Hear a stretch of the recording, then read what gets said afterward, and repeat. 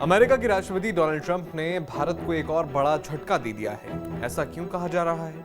क्योंकि ट्रंप ने शुक्रवार को एक एग्जीक्यूटिव ऑर्डर पर हस्ताक्षर किए हैं। इस आदेश से H-1B वीजा की फीस को $1 लाख यानी करीब 84 लाख रुपए कर दिया गया है। ये कदम अमेरिकी आईटी कंपनियों के लिए बड़ा झटका है, खासकर उन कंपनियों के लिए जो विदेशी टैलेंट को हायर करती हैं। ज्यादातर प्रभावित लोग कौन हैं? भारतीय। आदेश पर ट्रंप ने क्या कहा? ट्रंप ने कहा कि H-1B वीजा प्रोग्राम को आईटी फर्मों ने गलत तरीके से इस्तेमाल किया।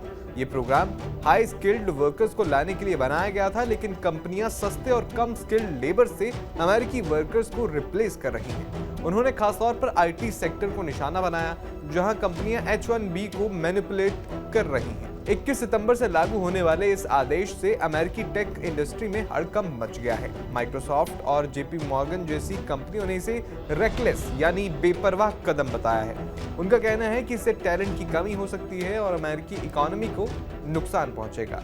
अब ट्रंप के इस एग्जीक्यूटिव ऑर्डर की मुख्य बातें क्या हैं, आइए जानते हैं। सबसे पहला यह है कि हर H-1B वीजा अर्जी के साथ $1 लाख की फीस देनी होगी। यानी जैसे मैंने पहले बताया कि ये करीब 84 लाख रुपए बनती है।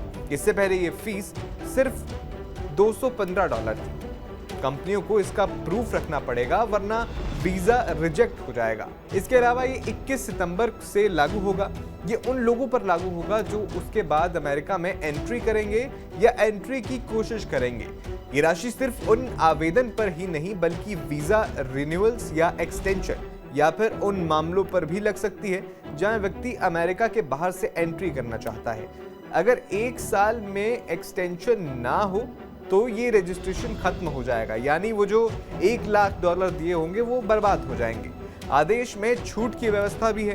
होमलैंड सिक्योरिटी सेक्रेटरी को पावर है कि नेशनल इंटरेस्ट में किसी शख्स, कंपनियां इंडस्ट्री के लिए छूट दे सकें, लेकिन अगर सिक्योरिटी या वेलफेयर को खतरा हो तो ऐसा नहीं करेंगे या नहीं कर पाएंगे।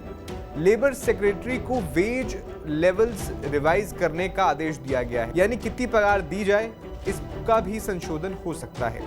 होमलैंड सिक्योरिटी को हाई स्किल्ड और हाई पेड वर्कर्स को प्रायोरिटी देने का रूल बनाना है। H-1B लॉटरी के 30 दिनों के अंदर स्टेट अटॉर्नी जनरल, लेबर और होमलैंड सिक्योरिटी सेक्रेटरी को रिपोर्ट देनी होगी। इसमें बताना होगा कि क्या रजिस्ट्रेशन को बढ़ाना चाहिए। आपको बता दें कि ये कदम ट्रंप की इमिग्रेशन पॉलिसी का हिस्सा है, जो अमेरिकी जॉब्स को प्रोटेक्ट करने पर फोकस करता है। लेकिन आलोचकों का मानना है कि इससे अमेरिकी टेक ग्रोथ रुक सकती है। भारत से हजारों प्रोफेशनल्स H-1B वीजा पर भारत से अमेरिका जाते हैं, खासकर सॉफ्टवेयर इंजीनियर्स। एक रिपोर्ट तो ये भी बताती है कि 2024 में 70% से ज्यादा H-1B वीजा भारतीयों को मिले थे। ट्रंप ने साथ ही इन्वेस्टर्स वीजा के लिए $10 लाख की गोल्डन वीजा फीस भी लगाई है, जो अमीर विदेशियों को टारगेट करती है। लेकिन H-1B वीजा पर फोकस ज्यादा है।